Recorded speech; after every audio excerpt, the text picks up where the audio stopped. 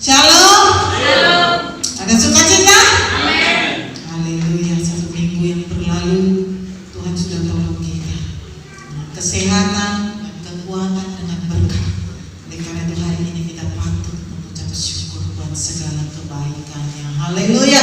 Puji Tuhan, kita buka di dalam Alkitab kita, kitab Roma pasal 6 ayat ke-6 sampai dengan ayat yang ke-12. Roma pasal 6 ayat 6 sampai dengan ayat yang ke-12. Kalau sudah dapat semua, kita akan baca bersama-sama. Haleluya. Puji Tuhan. Kita baca bersama-sama. 2, 3. Karena kita tahu bahwa manusia lama kita telah turut disalibkan supaya tubuh dosa kita hilang kuasanya, agar jangan kita menghambakan diri lagi kepada dosa. Sebab siapa yang telah mati, ia telah bebas dari dosa. Jadi jika kita telah mati dengan Kristus, kita percaya bahwa kita akan hidup juga dengan Dia.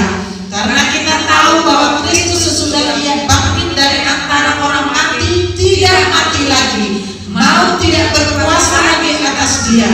Sebab kematiannya adalah kematian terhadap dosa, satu kali dan untuk selama-lamanya, dan kehidupannya adalah kehidupan bagi Allah. Demikianlah hendaknya kamu memandangnya, bahwa kamu telah mati bagi dosa, tetapi kamu hidup bagi Allah dalam Kristus Yesus. Sebab itu hendaklah dosa jangan berkuasa lagi di dalam tubuhmu yang fana, supaya kamu jangan lagi menuruti keinginannya. Haleluya, puji Tuhan. Kita pasti sebagai orang Kristen tidak pernah lupa bahwa Tuhan Yesus menyelamatkan saudara dan saya melalui kematiannya di Bukit Golgota. Karya terbesar di dalam hidup saudara dan saya, karya terbesar dalam hidupku, pengorbananmu yang selamatkanku. Itu adalah karya terbesar yang dikerjakan oleh Tuhan di dalam hidup saudara dan saya. Kalau tidak melalui kematiannya, saudara dan saya tidak perlu ada di tempat ini. Saudara dan saya tidak perlu datang beribadah karena tidak ada artinya. Tetapi karena Dia sudah rela mati demi kepentingan saudara dan saya, maka saudara harus ada di tempat ini. Dalam setiap jam ibadah, kita mengucap syukur buat segala kebaikannya, buat segala anugerah dan keselamatan yang diberikan buat kita.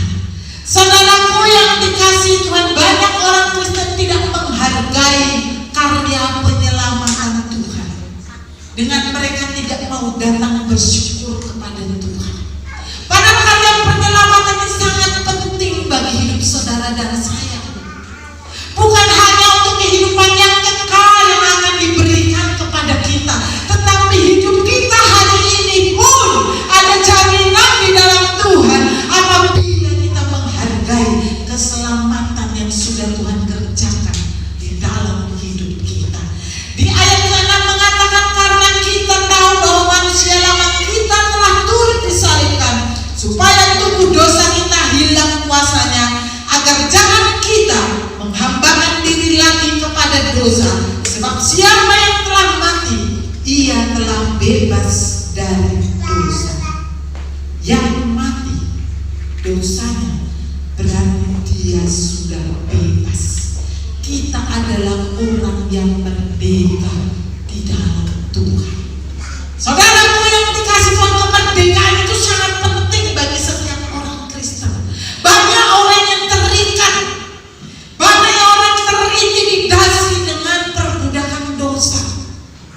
Oleh karena itu saat siang hari ini Tuhan mengingatkan kepada saudara dan saya, Dia yang suci dan Dia yang kudus itu, tetapi Dia rela menjadi dosa untuk menebus kita.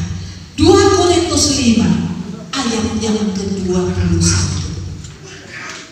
Dia yang tidak mengenal dosa telah dibuatnya menjadi dosa karena kita, supaya dalam Dia kita dibenarkan oleh Allah.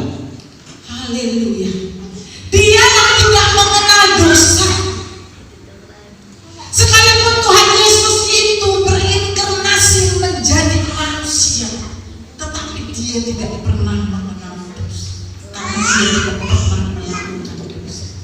Kalau nabi-nabi yang lain masih ada aja ya, adalah kelemahannya, adalah pelanggarannya.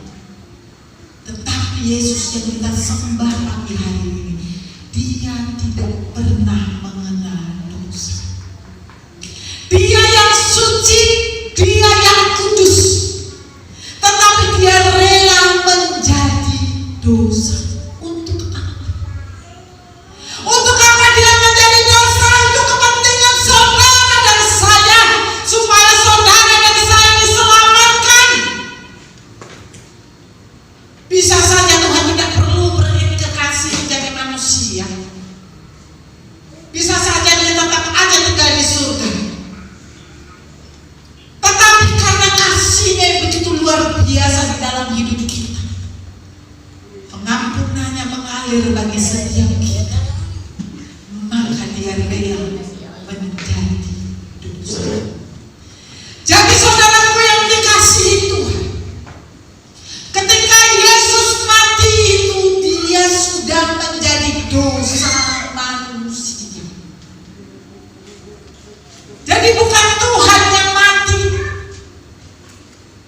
Banyak agama lain mengatakan bahwa Tuhannya orang Kristen itu mati. Tuhan kita Yesus tidak pernah mati, tetapi yang mati adalah dosa dunia yang dipakukan di dalam kayu salib.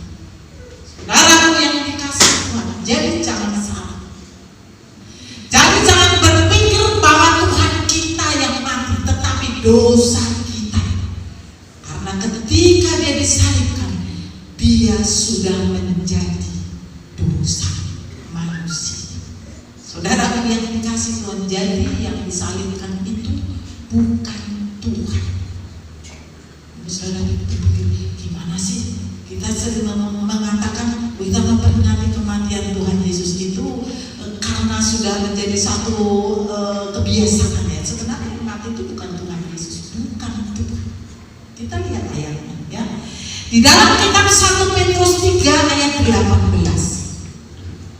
Sebab juga Kristus telah mati sekali untuk segala dosa kita, supaya Ia yang benar untuk orang-orang yang tidak benar, supaya Ia membawa kita kepada Allah.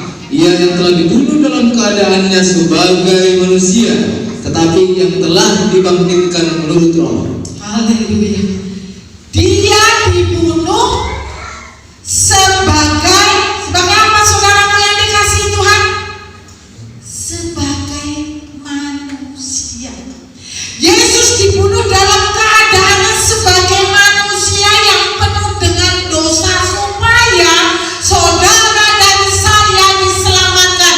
Dia mau bawa kita keluar dari perbudakan dosa untuk dibawa ke hadapan Tuhan, menjadi manusia yang baru.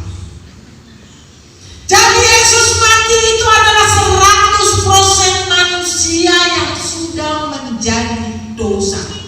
Tuhan tidak ada lagi di dalam pribadi Yesus ketika dia disalibkan. Jadi bukan Tuhan yang mati. Tuhan kita tidak pernah mati.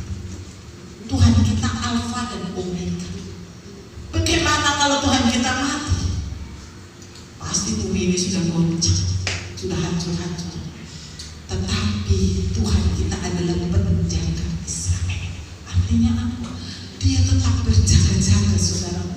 Jadi dia tidak pernah mati. Salah satu bukti lagi, saya katakan bahwa yang mati, yang disalibkan itu bukan Tuhan. Di dalam kitab Matius 27 ayat ke-46. Kira-kira jam 3 berserulah Yesus dengan suara nyaring, Eli Eli lama sabachthani, artinya, Allahku, Allahku, mengapa engkau meninggalkan aku? Haleluya. Saudaraku yang dikasihi Tuhan, ketika Tuhan Yesus di atas kayu salib untuk mengakhiri hidupnya, ada satu kalimat yang dia katakan, Eli Eli lama sabachthani, yang artinya Allahku, Allahku, mengapa engkau meninggalkan aku? Ini kalimat menunjukkan bahwa Tuhan tidak ada lagi di dalam pribadi Yesus ketika dia disalibkan.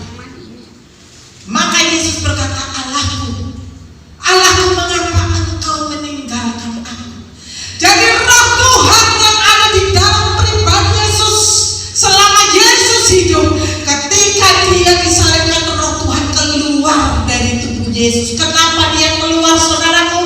Karena Yesus yang disalibkan sudah 100% menjadi dosa dunia. Dan ingatlah bahwa Roh Tuhan tidak akan pernah tinggal di dalam manusia yang berdosa. Ini harus menjadi catatan bagi kita orang percaya, bagi orang Kristen secara keseluruhan. Kalau engkau masih hidup di dalam perbudakan dosa, Tuhan tidak akan pernah mau tinggal di dalam engkau. Maka ketika Yesus mati, Roh Tuhan keluar. Ketika Yesus sudah 100% menjadi dosa, Roh Tuhan sudah keluar. Maka kalimat Tuhan Yesus, kalimat Yesus sebagai manusia mengatakan, Allahku, Allahku, mengapa engkau meninggalkan aku? Saudaraku yang dikasih Tuhan, ini seringkali tidak dimengerti banyak oleh orang Kristen. Jadi orang Kristen itu sering menyepelekan atau mengabaikan hubungannya dengan Tuhan. Padahal di sini dikatakan ketika Yesus menjadi dosa manusia, dosa dunia, maka Roh Tuhan keluar dari dalam diri Yesus. Demikian juga kekristenan kita.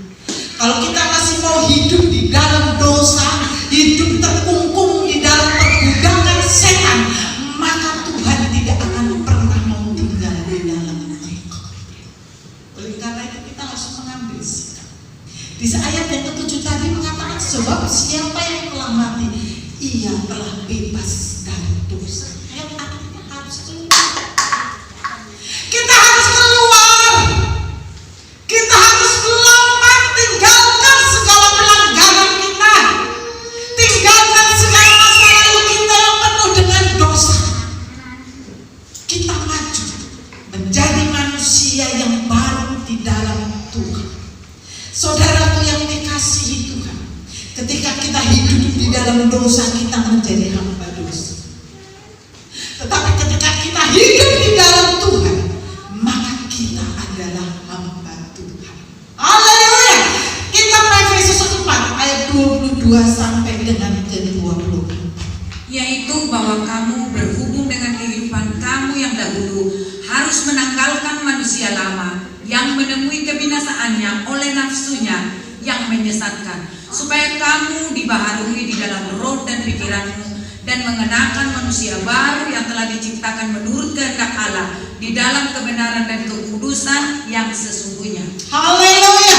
Saudaraku yang dikasihi Tuhan, kalau kita menjadi orang Kristen, jadilah orang Kristen yang sesungguhnya, yang tanggalkan manusia lama kita. Karena dosa kita sudah dipakukan, dosa kita sudah dikuburkan. Jangan lagi kembali kepada perbudakan dosa. Kita harus mengenakan manusia baru di dalam diri kita. Manusia baru adalah manusia yang diciptakan menurut kehendak Tuhan. Saudaraku yang dikasihi Tuhan, kita harus menjadi manusia baru yang hidup kita ada di dalam kebenaran dan kekudusan yang bersumber dari Tuhan.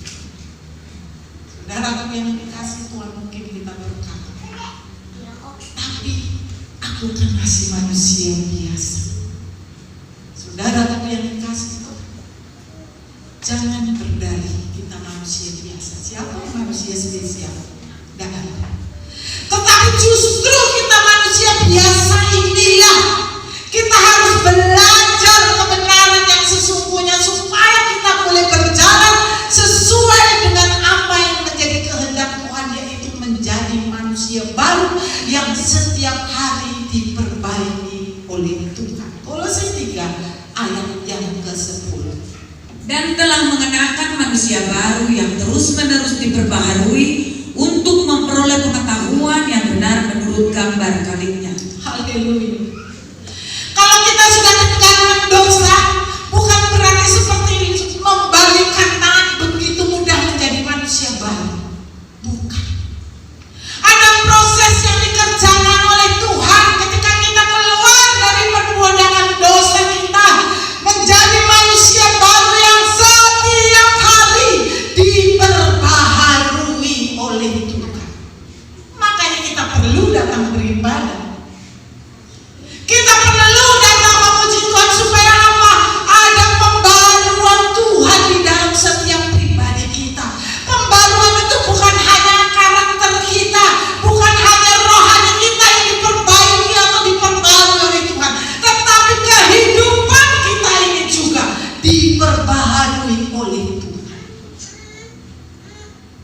tidak hanya berjanji kehidupan kekal yang diberikan kepada saudara dan saya, tetapi kehidupan hari lepas hari semakin indah di dalam Dia. Itu adalah salah satu janji Tuhan. Jadi jangan berpikir kalau datang beribadah itu hanya efeknya nanti di belakang hari, yaitu mendapatkan surga. Bukan hanya itu, tetapi juga berefek di dalam kehidupan jasmani saudara hari ini, hari besok, bahkan hari selanjutnya. Dibaharui hari lepas hari. Supaya di sini dikatakan apa? Supaya kita memperoleh pengetahuan yang benar menurut gambar kaliknya. Kalik itu kan pencipta. Saudaraku yang dikasih Tuhan, ketika Adam dan Hawa diciptakan Tuhan, Tuhan berkata, mari kita membuat manusia yang segambar dengan kita. Tetapi di sini dikatakan kita harus mengetahui, supaya kita mengetahui pengetahuan yang benar tentang gambar kaliknya. Itu bukan hanya fisiknya yang seperti saudara dan saya, tetapi kita benar-benar mengetahui bagaimana sebenarnya gambaran Tuhan di dalam hidup saudara dan saya. Gimana sebenarnya Yesus itu yang sesungguhnya. Bukan hanya orang berkata, oh Yesus itu juru selamat, hanya sebatas itu. Bukan itu.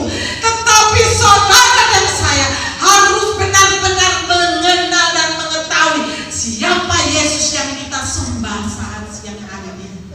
Pribadinya, kasihnya, kuasanya, pertolongannya, bahkan apa yang dikehendaki Tuhan dalam hidup saudara dan saya, saudara harus mengetahuinya.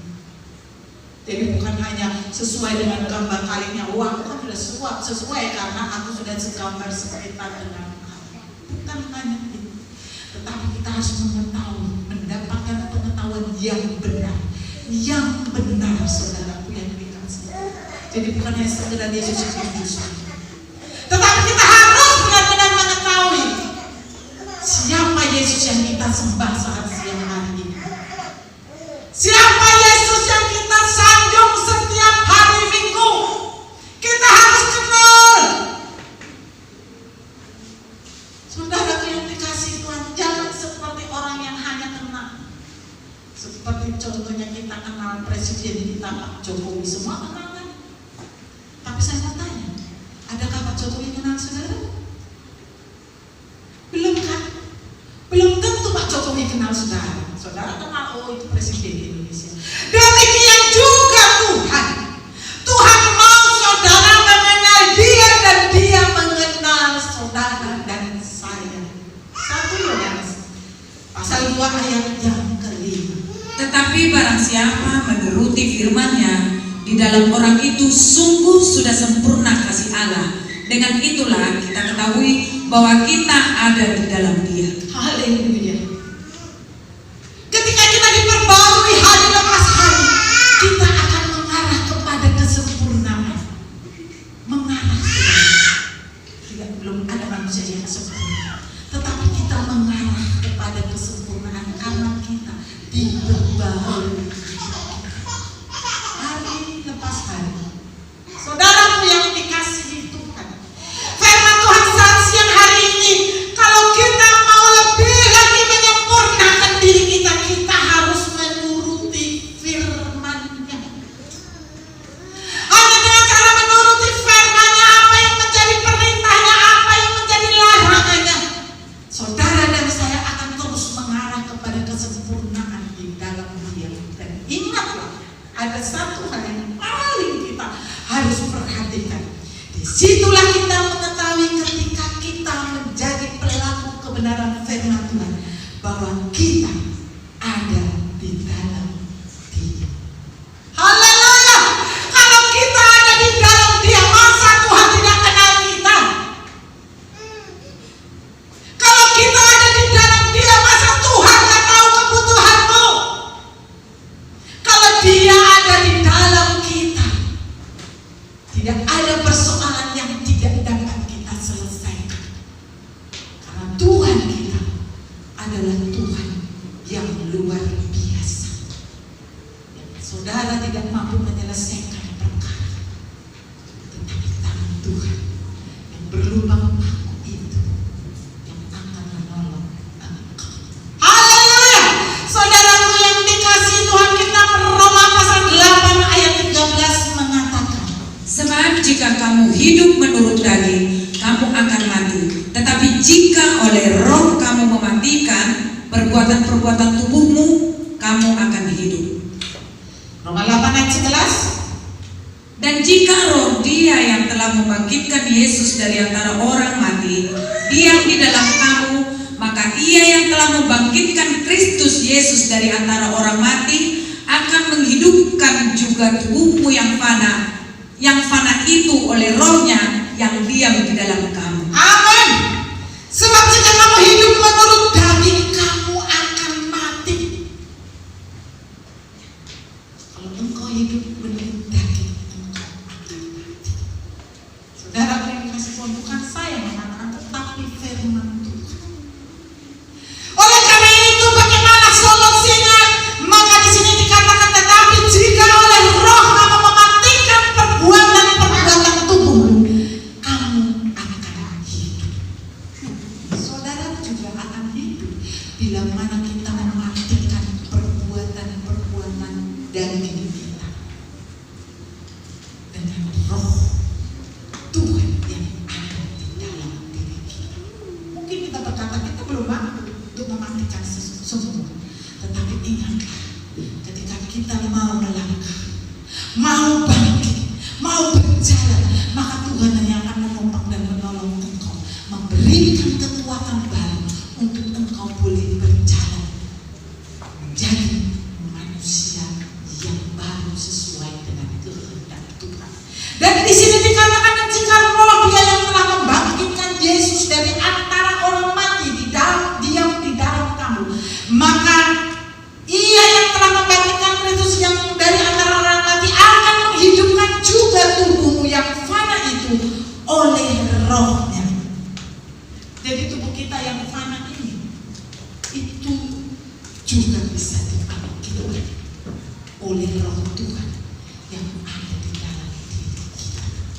Saudaraku yang dikasihi, kita lihat bila mana sangkakala berbunyi, siapa yang dibangkitkan terlebih dahulu? Dibangkitkan terlebih dahulu adalah orang-orang yang mati, tetapi orang yang percaya kepada Tuhan. Satu yang spesial. Saudaraku yang dikasihi Tuhan, jadi yang bangkit di hari ketiga itu adalah gambaran daripada manusia yang dibangkitkan oleh roh Tuhan. Yang mati adalah manusia yang penuh dengan dosa. Ketika dosa sudah dikuburkan, maka manusia itu bangkit. Bangkitkan oleh roh Tuhan. Demikian juga saudara dan saudara. Ketika kita sudah tanggalkan kehidupan lama kita matikan dosa di dalam diri kita, maka kita pun akan dibangkitkan oleh Tuhan dari segala keterpurukan hidup kita selama ini. Mungkin selama ini kita tenggelam, mungkin selama ini kita tidak mempunyai masa depan, tetapi ketika engkau mengambil sikap untuk mematikan dosa dan perbuatan dagingmu yang menyesatkan itu, maka roh Tuhan akan membangkitkan engkau. Kehidupanmu dibangkitkan, masa depanmu dibangkitkan oleh Tuhan. Jadi efek kerohanianmu itu terjadi dalam hidupmu. Jadi tidak sia-sia kita datang beribadah. Kalau banyak orang yang tidak beribadah karena mereka menganggap ibadah itu sia-sia, tidak ada gunanya. Tetapi ingat satu hal, engkau tidak akan pernah mempunyai masa depan ketika engkau tidak datang beribadah kepada Tuhan. Karena apa? Engkau akan mati. Mati mungkin fisikmu tidak mati, tapi mati hubunganmu dengan Tuhan. Kalau hubungan kita dengan Tuhan sudah mati, saya mau tanya, siapa yang dapat menolong saudara dan saya? Saudara kita? Tidak. Sahabat teman kita, mereka juga punya kebutuhan, mempunyai keterbatasan. Sehingga ketika engkau mati hubunganmu dengan Tuhan, tangan Tuhan jadi terhambat untuk menolong engkau. Dosamu lah yang menghambat, tangan Tuhan menolong engkau. Oleh karena itu kita harus bangkit, supaya dibangkitkan oleh Roh Tuhan, membangkitkan hidup kita, membangkitkan ekonomi kita, membangkitkan masa depan kita. Karena ini adalah janji Tuhan bagi setiap kita yang tetap tinggal setia. Saudaraku yang dikasihi Tuhan, kita harus menjadi orang yang sempurna di dalam Dia. Kesempurnaan kita dapat peroleh hanya dengan menuruti firman Tuhan. Bahkan di sini dikatakan, maka Ia yang telah membangkitkan Kristus Yesus dari antara orang mati akan menghidupkan juga tubuhmu yang fana itu oleh Roh-Nya yang diam di dalam kamu. Roh Tuhan harus diam di dalam diri kita.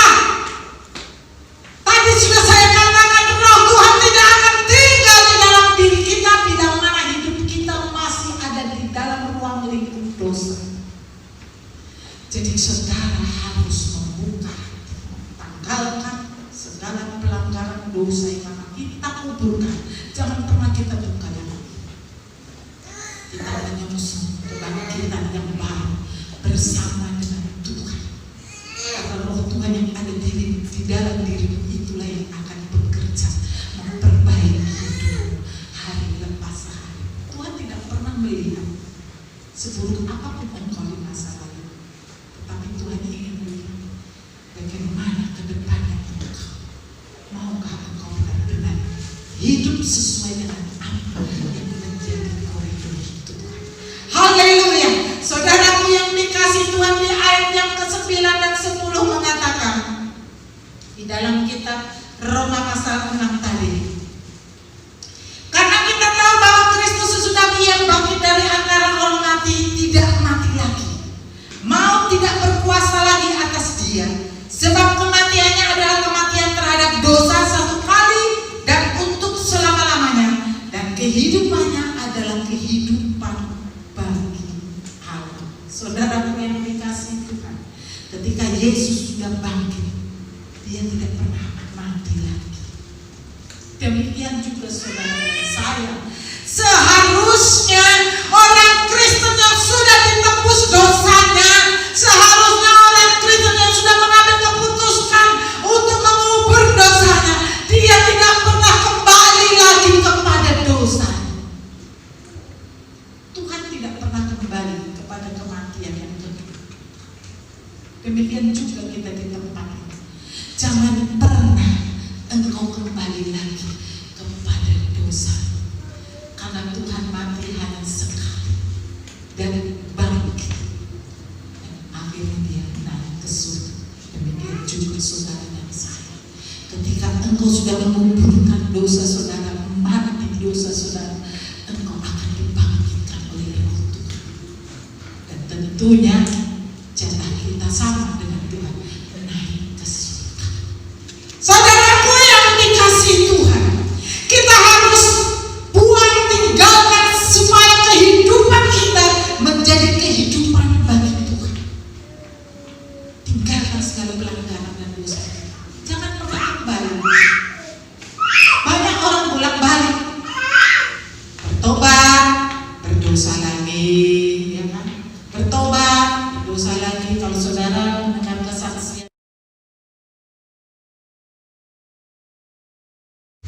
jangan pernah lagi kembali ke kubangan yang sama. Tidak ada artinya perjuangan kita selama ini untuk ingin Tuhan, untuk cinta kepada Tuhan, kalau toh akhirnya kita kembali kepada dosa.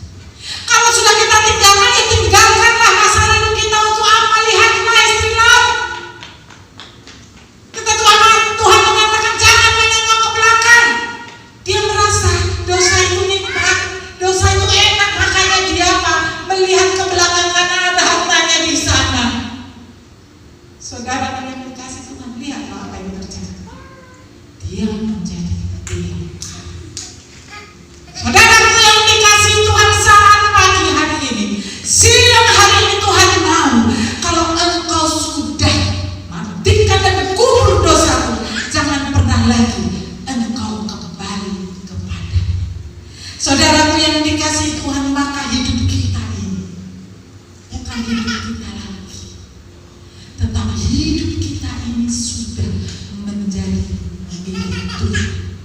ada Tuhan di dalam diri kita.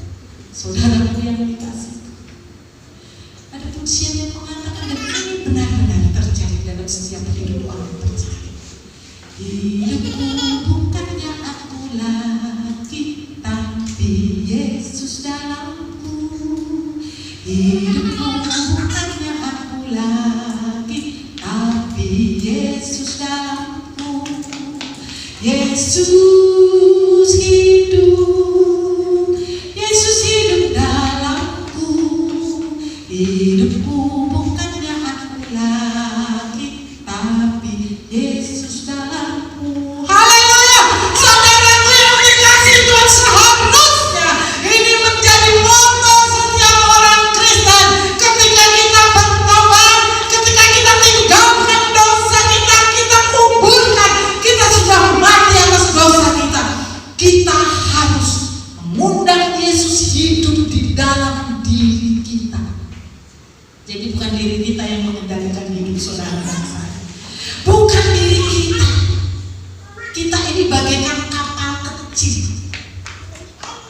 yang ada di tengah samudera luas. Sekalipun secara fisik kalau di darat kapal itu sangat besar, tetapi ketika dia ada di tengah lautan samudera, kapal itu bagaikan setitik noda hitam di tengah samudera yang sangat luas dan sangat ganas itu. Demikian juga kehidupan saudara dan saya. Kita ini bagaikan setitik di tengah samudera kehidupan yang kita tidak tahu seperti apa ini akan dibawa kemana. Saudara yang dikasihi itu, bisa aja samudera atau ombak atau badai itu menelan kapal itu menjadi karam dan hancur. Tapi bagaimana caranya supaya kita tidak pernah karam, tidak pernah hancur? Untuk mengarungi kehidupan kita, kapal kita ini supaya tetap berjalan, sekalipun mungkin kita harus terseok-seok mengalami banyak tantangan. Bukan kan di samudera itu banyak tantangannya. Sepertinya hanya air ya. Sepertinya hanya air saja. Tetapi ternyata di situ banyak batu karang yang tajam-tajam. Ada gunung es, ada badai, ada topan. Lihatlah kapal Titanic yang begitu luar biasa mewah dan hebatnya. Hanya sekali dipakai hancur karena menabrak gunung es atau batu karang. Saudaraku yang dikasihi Tuhan, oleh karena itu saudara dan saya ingat, kapal kita ini hanya mempunyai kemudi yang sangat kecil. Saya mau tanya, adakah kemudi kapal itu besar melebihi kapalnya? Enggak. Kemudi yang ada di dalam kapal itu hanya kecil. Kita mau lihat ayatnya, mari kita lihat di dalam kitab Yakobus pasal 3 ayat yang ke-4. Dan lihat saja kapal-kapal walaupun amat besar dan digerakkan oleh angin keras, namun dapat dikendalikan oleh kemudi yang amat kecil menurut kehendak jurumudi. Haleluya. Lihatlah kapal-kapal itu walaupun kapalnya besar, tapi dikendalikan oleh kemudi yang amat kecil. Sangat kecil kemudi. Tapi kemudi ini mempunyai satu tugas yang paling penting untuk dapat membawa kapal ini sampai ke tujuan. Saya mau tanya, mampukah saudara menjadi jurumudinya?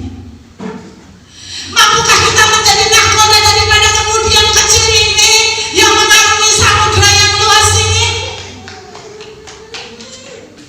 Kita tidak akan pernah mampu menjadi mengemudikan perahu kehidupan kita sendiri. Kita butuh Tuhan. Kita butuh Tuhan menjadi nahkoda, menjadi jurumudi dalam mengarungi bahtera kehidupan kita yang di tengah samudera yang begitu luas. Kita butuh Tuhan. Jadikan Tuhan Yesus menjadi nahkoda dalam hidupmu, dalam rumah tanggamu, dalam ekonomimu. Sekalipun ada tantangan, ada gunung es, sekalipun ada batu karang, sekalipun ada badai dan topan, jurumudi kita yaitu Yesus yang kita suka saat siang hari ini adalah jurumudi yang sangat hebat. Bolehkah kapal itu dikemudikan oleh keran? Saya mau tanya, enggak boleh.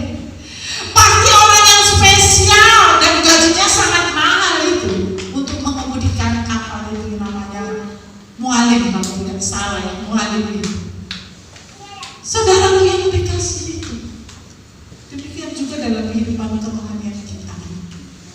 Kita ini sedang mengarungi perahu kehidupan kita di tengah samudra yang kita tidak tahu banyak sekali persoalan dan tantangannya. Sekali lagi saya ingin sampaikan, adakah orang menyangka adanya virus corona? Gak pernah ada orang berpikir sampai ke sini. Dan kedepannya juga kita tidak tahu adakah lagi yang lebih dahsyat daripada virus corona ini. Tetapi satu hal sedahsyat-dahsyatnya apapun yang terjadi di dunia ini, lebih dahsyat Tuhan kita Yesus yang kita sembah saat siang hari ini. Jadi saudara dan saya tidak perlu takut. Saudara dan saya harus mengundang Yesus menjadi jurumudi, menjadi nahkoda yang mengemudikan kapal kehidupanmu, sehingga engkau mampu melewati gunung es, mampu melewati batu karang, melewati badai topan yang ada di samudra. Orang yang menjadi pelayan itu kalau sudah naik kapal masuk di tengah samudra, itu antara hidup dan mati.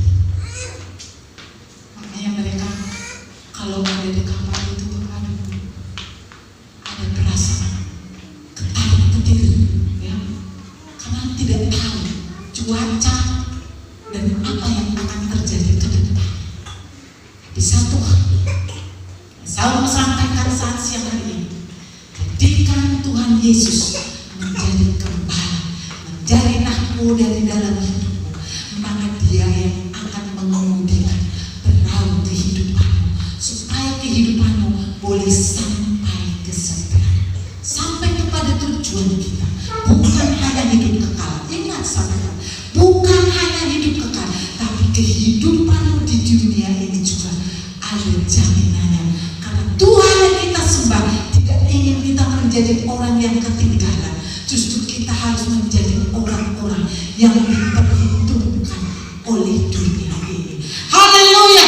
Kita melihat di dalam kitab Roma pasal 7 ayat yang ke-8. Tetapi dalam perintah itu, dosa mendapat kesempatan untuk membangkitkan di dalam diriku rupa-rupa keinginan, sebab tanpa hukum Taurat dosa mati. Haleluya. Jika kita sudah tinggalkan dosa, jangan lagi dosa menguasai hidup kita.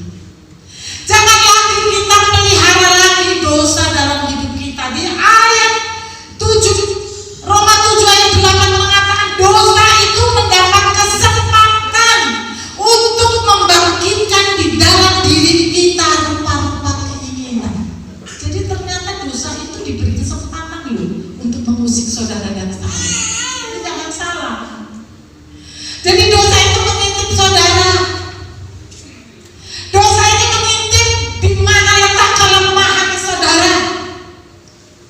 Supaya engkau tetap kuat, engkau harus menjadikan Tuhan menjadi gembala dalam hidupmu. Dia yang akan membentengi dan melindungi engkau. Saudara yang dikasih Tuhan, dosa mengintip hidup anak-anak Tuhan. Karena dosa ini ingin menyeret kita yang anak-anak Tuhan itu untuk kembali masuk ke dalam lubang yang sama, yaitu lubang kebinasaan. Oleh karena itu saat siang hari ini, ingat satu hal, untuk menghambat dosa itu mengintip bahkan menjerat saudara, maka saudara harus berpegang kepada tangan Tuhan. Saudara yang dikasih Tuhan, bagaimana caranya dosa mengintip saudara? Kadang-kadang ada keinginan daging kita yang tidak dapat kita kendalikan. Satu contoh saja yang paling gampang. Setiap orang pasti ingin kaya toh, ya, tidak salah ingin kaya. Saya katakan tidak salah. Orang Tuhan juga berkata bahwa kita akan menjadi orang-orang yang berkati Tuhan. Tetapi salah ketika kita mempraktekannya dengan cara yang tidak benar untuk mendapatkan kekayaan itu. Contohnya dia korupsi, hartanya triliunan dikorupsi. Tapi apalah gunanya kalau jiwa mereka akhirnya nanti masuk di dalam kebinasaan. Kayalah engkau secara alami, kayalah engkau secara mengalir Tuhan yang memberkati engkau, maka engkau akan menjadi manusia yang paling berbahagia di dunia ini. Karena bukan hanya keselamatan saja yang